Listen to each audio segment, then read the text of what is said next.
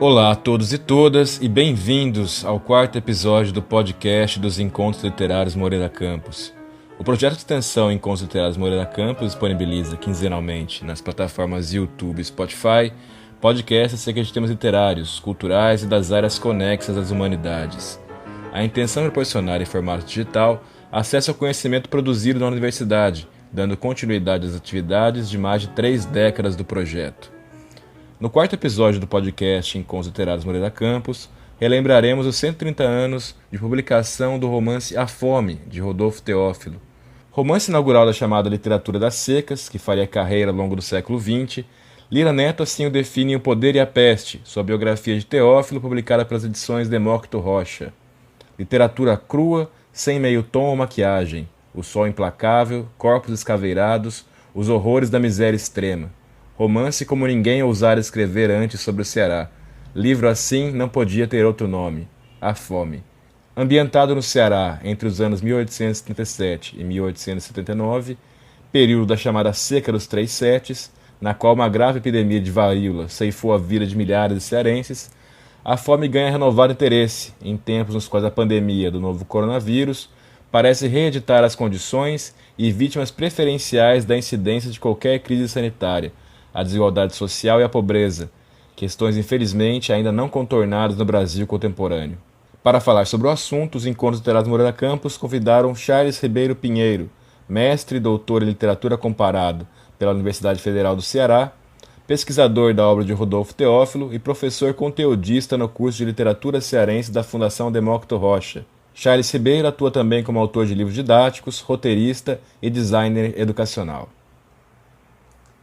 De início, Charles Pinheiro nos conta sobre os aspectos gerais em torno da figura de Rodolfo Teófilo, sua formação, sua carreira intelectual e como profissional de saúde pública, seus embates literários e também políticos. Rodolfo Teófilo teve uma rica atuação política e cultural durante a passagem do século XIX e início do século XX no Ceará. Ele atuou como farmacêutico, sanitarista, professor, comerciário, industrial, cronista, romancista e poeta. Muitas atividades.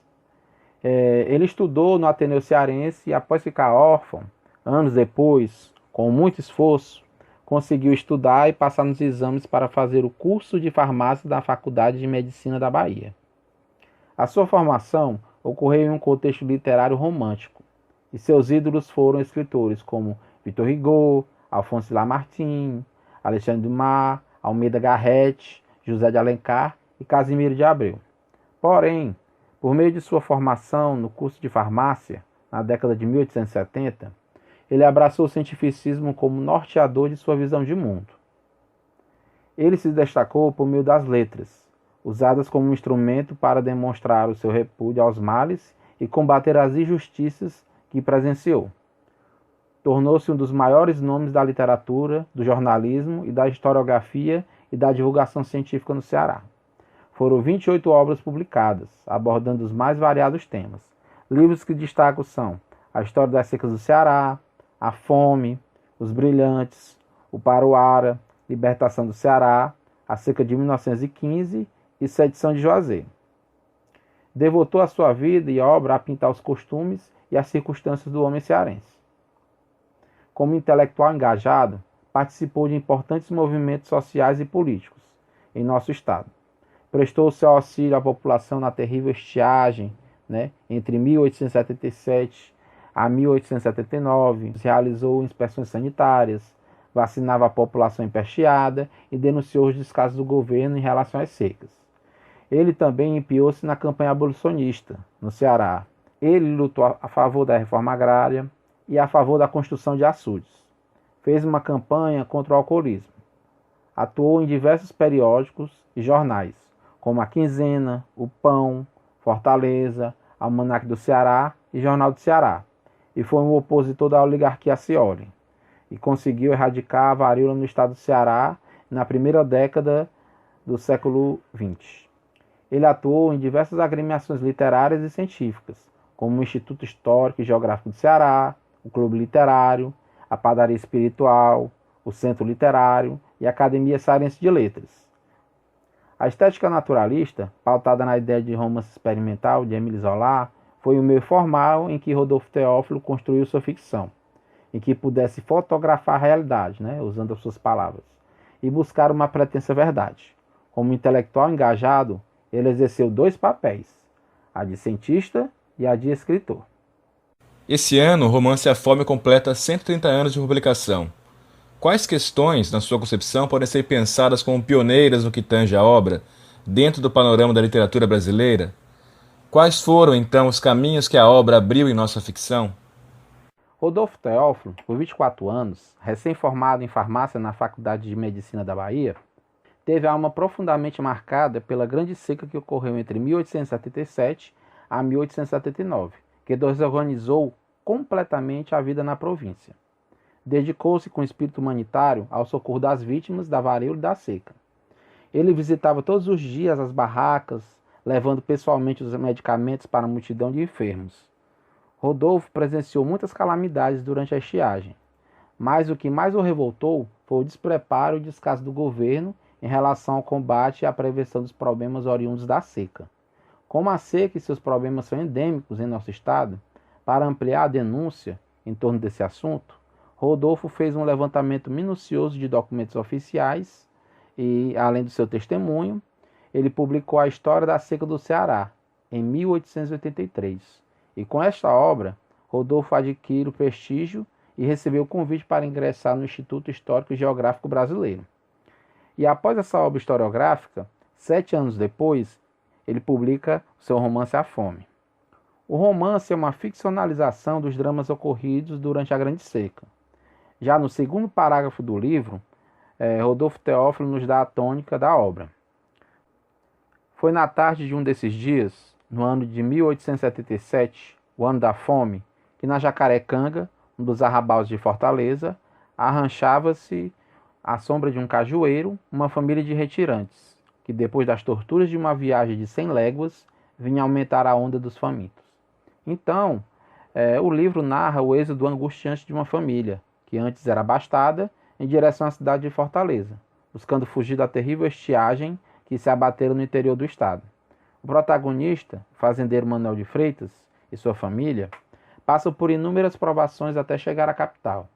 Eles presenciam diversos horrores, como um homem bestializado devido à fome, pessoas de uma vila ensandecidas brigando por sacas de farinha, corpos putrefados dos famintos pelo caminho, um recém-nascido tentando sugar o leite de sua mãe morta, e estas cenas horripilantes são descritas de maneira explícita, como um roteiro de cinema, profundamente marcadas pelo léxico cientificista, que não é exemplo a seguir.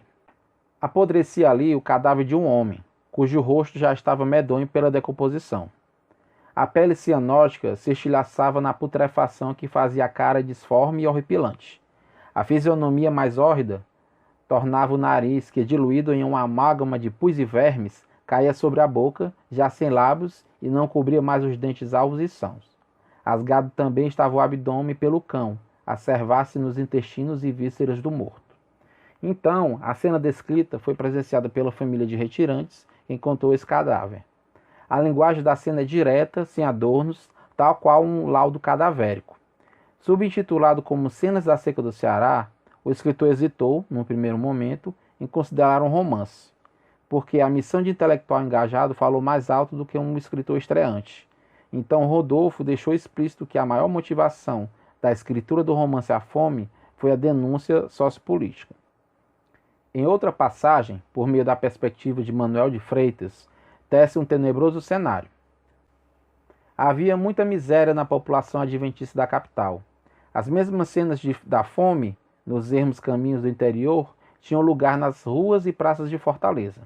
Quase 100 mil infelizes de todas as idades viviam miseravelmente nos abarracamentos do governo, nas praças públicas e nos passeios das casas.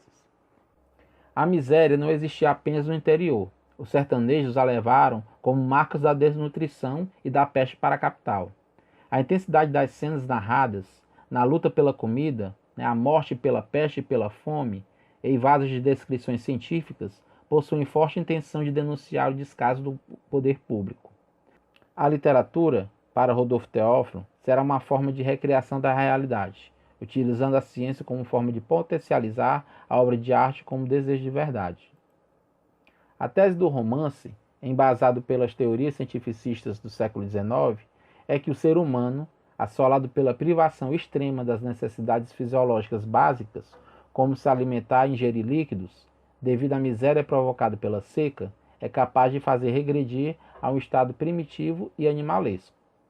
Portanto, há inúmeras cenas que o autor descreve personagens degradados ao estado de fome e de miséria, como a de um suicida que tem suas vísceras devoradas por um cão, um homem ferido que suga freneticamente o sangue anêmico da ferida de seu braço, uma criança abandonada que tem seu corpo coberto por morcegos que lhe suga até a última gota de sangue, homens brigando até a morte por sacas de farinha, um indivíduo alucinado pela fome que devora o seu próprio filho, e um recém-nascido que tenta sugar o seio esquelético do corpo de sua mãe morta, em estado de putrefação.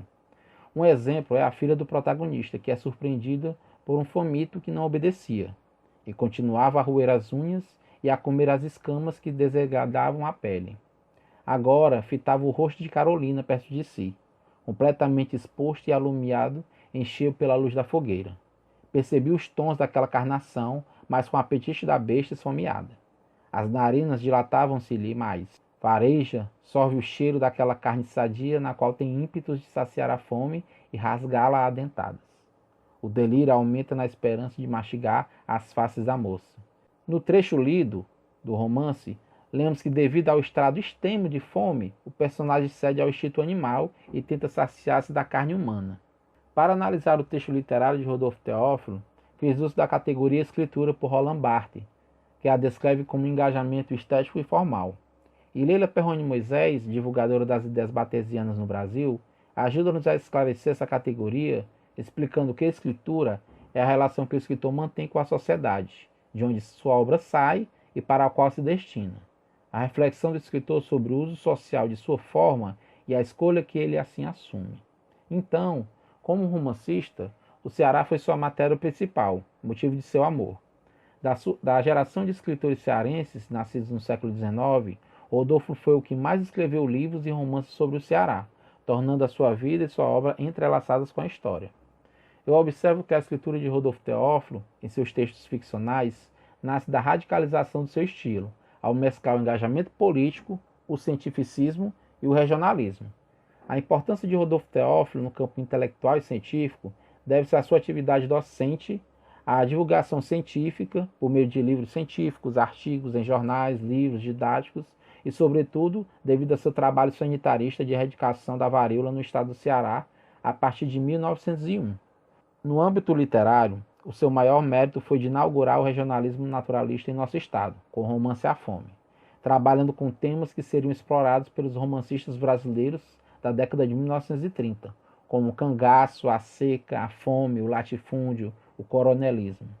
Como autor naturalista, ele se utilizou da metodologia do romance experimental e a usou para estudar e denunciar as mazelas e os dilemas do povo cearense.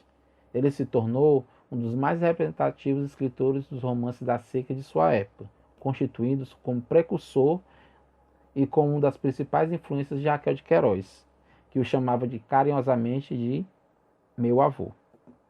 E como o romance foi recebido à época? E ainda, como o trabalho participante e socialmente comprometido que Rodolfo Teófilo imprime em seus textos teve repercussão em seu momento histórico? Para falarmos sobre a recepção do livro, primeiro convém falar um pouco da sua escritura, pois foi motivo de críticas e polêmicas. O livro procura captar as tensões do contexto social da época, final do século XIX. A formação literária e intelectual de Rodolfo Teófilo ocorreu nas décadas de 1860 à metade da década de 1870. E o que ele mais leu literariamente na sua juventude foram autores românticos, tanto brasileiros quanto estrangeiros. Durante o seu período na Faculdade de Farmácia na Bahia, ele mergulhou profundamente nas leituras científicas e materialistas. Entretanto, na sua produção ficcional, percebemos, concomitantemente, a presença de aspectos naturalistas e românticos. Enquanto ele publicava textos ficcionais naturalistas, compunha poemas tipicamente românticos, inspirados em Casimiro de Abreu. As primeiras manifestações do naturalismo, com destaque e vigor, ocorrem no jornal A Quinzena, da agremiação Clube Literário, com Rodolfo Teófilo e Oliveira Paiva nos anos de 1887 e 1888, ou seja, foi por meio de Rodolfo Teófilo Oliveira Paiva que nós vamos ter o naturalismo no Ceará. Como farmacêutico e professor de ciências naturais e profundo defensor do positivismo, Rodolfo Teófilo desenvolveu uma escrita pautada no racionalismo e no cientificismo. A postura de escrita do narrador de seus textos ficcionais se compara à de um cientista social. A escrita é clara, objetiva, sem a utilização de subjetivismos ou ambiguidades, não investindo no artesanato textual. Não se aprofunda em descortinar o mundo interior das personagens, suas paixões. Ele sobrevoa as ações das personagens ao longo da narrativa, explicando suas motivações a partir da influência do clima tropical e da herança sanguínea. Rodolfo Teófilo, no romance, dá predileção a descrições de cenas fortes e violentas, com a utilização de termos técnicos da biologia e da medicina para se referir ao estado dos cadáveres. Um exemplo que eu tiro do romance A Fome é a descrição de uma personagem que foi acometida da doença nasarca. E como era repugnante o aspecto da pele dos famintos. As funções da epiderme, profundamente alteradas, modificavam as qualidades físicas do invólucro cutâneo. A pele se tornava áspera e suja. Desagradavam-se as escamas do tamanho irregular, ao mesmo tempo que uma secreção fétida destilava dos poros. Então a gente percebe que há todo um linguajar, com termos científicos para descrever as doenças das personagens. E são muitas doenças. Além da nasar, tem a própria varíola e a descrição da morte dessas personagens com todos aqueles termos científicos.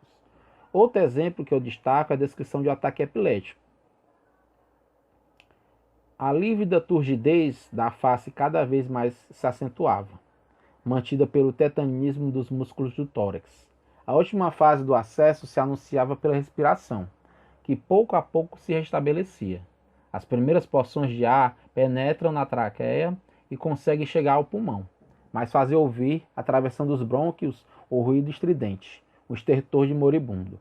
Relaxava-se mais e mais a musculatura do peito, tanto quanto a precisão da dilatação do tórax. O pulmão enche-se de ar e a onda sanguínea que estava em êxtase caminha ao seu destino e assim restabelecidas a circulação e respiração. Foi desaparecendo a cianose do rosto e a pele readquirindo o colorido normal. Uma onda de suor, extravasando-se dos poros, banhou o corpo todo, ao mesmo tempo que a bexiga, em um instante de incontinência, deixou vazar toda a urina que a continha. A publicação de um romance assim foi um ato bastante ousado do escritor, pois foi bastante criticada pelo excesso da linguagem cientificista e pela abordagem rude do tema. A experiência literária dele, até então, resumia-se a alguns poemas, esporadicamente publicados, e aos contos didáticos da revista A Quinzena. De caráter histórico e científico, ele tinha publicado A História das Secas do Ceará, Monografia do Mucunã, Ciências Naturais em Contos e Curso Elementar de História Natural. Então, assim, as obras que ele escreveu até então eram obras científicas e didáticas e historiográficas. Então, o romance A Fome dividiu opiniões. Aplaudido pela sinceridade, também foi censurado pelas deselegâncias da escrita, apontado pelos seus detratores. Para Antônio Salles e os críticos Araripe Júnior e Nestor Victor, o mérito do romance está em sua gigantesca sinceridade e por ser um grito de protesto. Contudo, em 1891, por meio das páginas da Revista Moderna, periódico publicado em Fortaleza, é publicado um artigo intitulado A Fome, anônimo e impressionista, que provocou a fúria de Rodolfo Teófilo devido a uma série de acusações. Apesar de tecer elogios ao autor e à sua atuação benemérita e de assinalar o êxito de sua indústria farmacêutica, o crítico declara que Rodolfo Teófilo nunca atingiria um lugar ao sol no campo literário nacional. Vários pontos foram dissertados, como falhas de composição da narrativa, a falta de elegância, mas a acusação que mais abalou o escritor foi: enquanto o senhor Teófilo, que é nortista, que sempre residiu em sua terra, que assistiu à vista todas aquelas cenas canibalescas e incríveis de miséria e fome, não conseguiu dar senão páginas sem estilo, sem arte, sem verdade às vezes. Anos depois, Rodolfo Teófilo descobriu a autoria da crítica. Era o escritor Adolfo Caminha. A resenha intitulada A Fome e mais outros artigos foram publicados no seu único livro de crítica, Cartas Literárias, em 1895. Além de acusar Rodolfo Teófilo de pitar cenas sem verdade e afirma que o tema nas mãos de José de Alencar ou Aloysio de Azevedo teria mais estilo, grandeza e veracidade. Como nos afirma o pesquisador Santos de Azevedo, em sua obra 10 Ensaios de Literatura Cearense, Adolfo Caminho cometeu um equívoco ao comparar Rodolfo Teófilo a José de Alencar, porque José de Alencar é um autor de escritura poética e pintor de paisagens belíssimas. Ele era um autor romântico e não tinha pretensão alguma de ser fiel à verdade. Então, Rodolfo Teófilo respondeu em 3 artigos no jornal O Pão, da agremiação literária Padaria Espiritual, que anos mais tarde, com algumas alterações, foram publicados no seu livro Os Meus Olhos, em 1924. No artigo do Pão, número 26, de 15 de outubro de 1895, Rodolfo Teófilo revela que de todas as injustiças que o senhor Caminha fez, a fome, a que mais me doeu foi a falta de verdade nas cenas que descrevo. Tenho consciência do contrário. Percorri abarracamentos, ouvi com grande atenção e piedade as narrativas dos infelizes famintos, e assim julguei ter fotografado, no meu livro, não todos os episódios dessa angustiosa época, porém os que julguei mais extraordinários sob o ponto de vista das misérias humanas. Percebemos que para Rodolfo Teófilo, a maior heresia de que ele podia ser acusado era de faltar com a verdade. Deste pequeno trecho, tiramos 2 reflexões. A primeira é a utilização da metáfora fotografar, no sentido de precisão e fidelidade, que o autor tinha ao descrever a realidade daquele contexto de miséria, e a segunda é a missão que Rodolfo Teófilo tomou para si. Ele se colocou como um sujeito combativo, percorrendo as regiões assoladas pela peste e pela fome, com o propósito de testemunhar a verdade daquela assombrosa situação. Não só descrever, mas denunciar. Então, os artigos publicados no jornal Pão, além de defender o seu romance, foram utilizados para hostilizar não apenas a obra, mas a pessoa de Adolfo Caminha. Ele efetuou uma crítica passional em torno da obra normalista, na tentativa de desqualificá-la e de não seguir à risca os ditames do romance naturalista, acusando Caminha de não possuir conhecimento científico. Observamos que, neste período, a maioria dos escritores naturalistas compartilhava a ideia de que a literatura era uma representação do real, pautada em um saber científico. Através dessa polêmica entre Rodolfo Teófilo e Adolfo Caminha, que se estendeu por vários artigos no jornal Pão, percebemos que cada um possui uma visão particular do fenômeno literário, apesar de compartilharem algumas leituras e pertencer ao mesmo contexto literário e social. Para se constituir como romancista, Rodolfo Teófilo lutou contra a tradição literária de seu tempo, pois recebia inúmeras críticas negativas de seus livros de ficção, devido à acusação de excesso de cientificismo e descuido com a linguagem. No seu papel de crítico e jornalista, por meio do seu ethos polemista, ele utilizou a palavra como arma para defender a sua verdade ficcional e atacar a obra literária e intelectual de seus detratores. Inúmeras foram as polêmicas que ele participou. Além de polemizar com Rodolfo Caminha, ele também entrou em polêmica contra José Veríssimo, Osório Duque Estrada, Gomes de Mato e Méton de Alencar. E isso só no âmbito literário, desses críticos brasileiros e cearenses. Falar de Rodolfo Teófilo em um momento de pandemia é algo bastante peculiar e é certamente instigante para pensarmos sua atualidade. Gostaria que você nos situasse sobre como a epidemia de varíola no Ceará foi trabalhada no livro A Fome, e também na carreira de Rodolfo Teófilo, considerando seus embates com o poder, a sua relação com a ciência do período, seu trabalho no combate a essa epidemia e também na criação de uma vacina.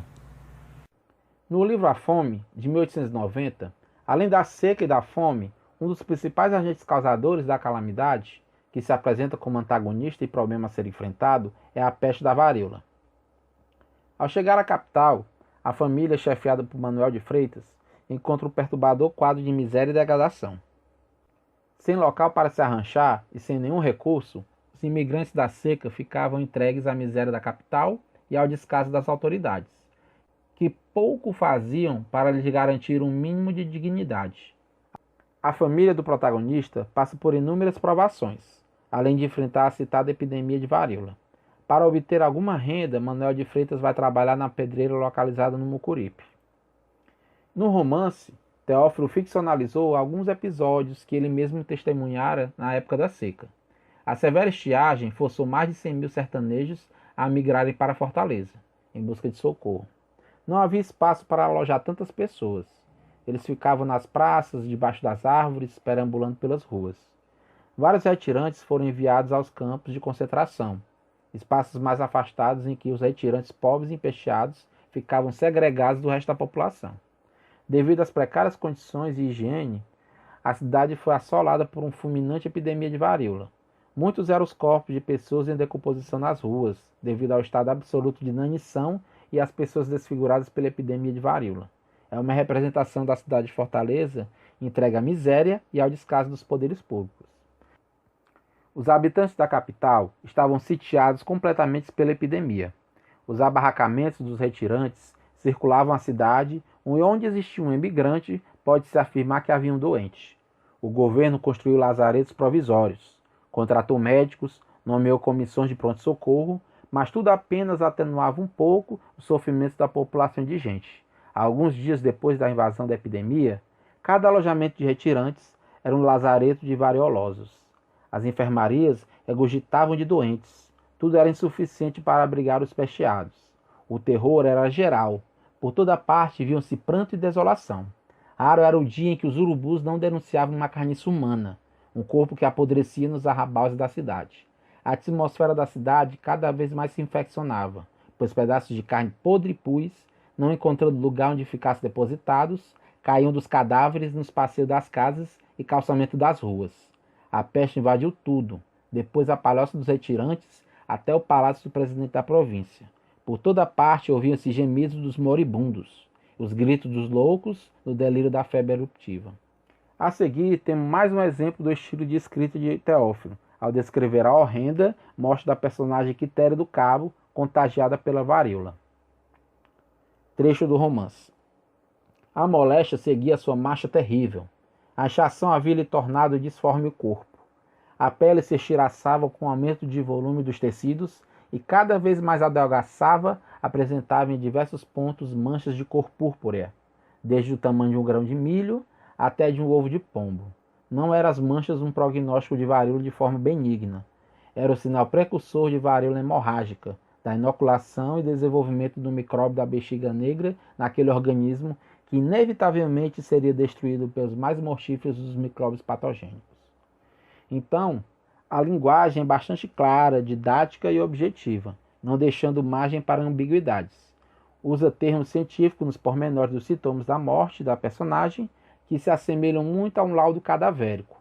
Por isso, para a construção do romance, a máxima importância foi dada para a observação e documentação. Rodolfo Teófilo, como farmacêutico, possuía sua cosmovisão racionalista e cientificista, e suas ações sanitárias de combate à varíola foram pautadas em evidências científicas. Se as ações governamentais, em sua interpretação, não fossem condizentes com os preceitos científicos, ele faria oposição veementemente, sem nenhum receio. Um exemplo, Durante a epidemia de varíola, que ocorreu em 1900, no Ceará, Rodolfo Teófilo, ao observar estarrecido descaso e falta de preparo científico do poder público em relação ao combate da doença, decide por conta própria fabricar a vacina contra a varíola. Esse relato é descrito no livro Varíola e Vacinação no Ceará, publicado em 1904. Ele, divergindo da unânime opinião dos cientistas brasileiros e estrangeiros, que achavam impossível a fabricação da vacina numa zona de clima quente, como no caso do Ceará, no início de 1901, consegue produzir a vacina. Ele coloca um anúncio no jornal, informando a todos que a vacinação estaria disponível na sua residência, no Boulevard Visconde do Cauípe, número 563, que atualmente é a Avenida da Universidade. Obtendo pouca procura, devido à desconfiança e ignorância do povo, percorre sozinho as periferias da capital, as chamadas areias, vacinando a população menos abastada. Todos os dias, com muita dificuldade, levou sua vacina a todos os arredores da cidade, até vacinar praticamente toda a população de Fortaleza. Quem não gostou nada desse ato heróico foi o governo Acciolino, que entendemos a oligarquia Accioli, que foi um grupo político liderado pelo comendador Antônio Pinto Nogueira Accioli, que tomou conta do estado do Ceará na passagem do século XIX e primeira década do século XX. Eles dominaram o cenário político cearense de forma autoritária, despótica e corrupta. O governo não enxergou na atitude de Rodolfo Teófilo apenas um ato sanitarista, mas, sobretudo, político. Ele via a vacinação como uma tentativa de desmoralizá-lo. Então a Scioli, utilizando o poder público e o apoio da imprensa situacionista, efetivou uma poderosa perseguição a fim de desmoralizar a imagem de Teófilo. Na imprensa local, principalmente pelas páginas do jornal A República, eram constantes as fake news, né? Por exemplo, uma das fake news implantadas pelos membros da oligarquia Scioli foi publicado no jornal A República em 11 de março de 1905. Era esse tipo de notícia que saiu no jornal contra Rodolfo Teófilo.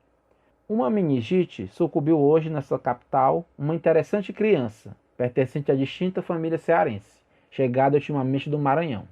Estamos informados que a criança fora há poucos dias vacinada pelo senhor Rodolfo Teófilo e se achava ainda em período de plena erupção vacínica, que dá lugar a bem fundadas suspeitas.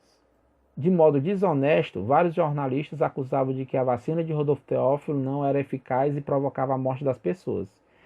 Por meio do Jornal do Ceará, Rodolfo Teófilo publicava textos se defendendo e publicando matérias científicas denunciando esses fake news, né? Esses casos em que a sua vacina era atacada.